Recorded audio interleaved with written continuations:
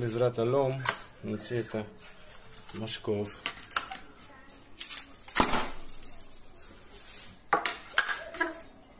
אוקיי.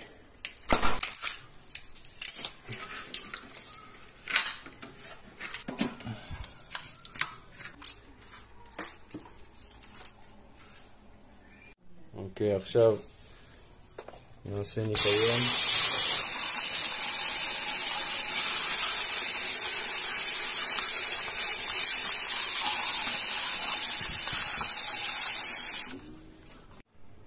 אוקיי, התקנתי את החלון חדש, החלפנו צד פתיחה, אז היה נפתח לצד ימין, עכשיו זה נפתח לצד שמאל.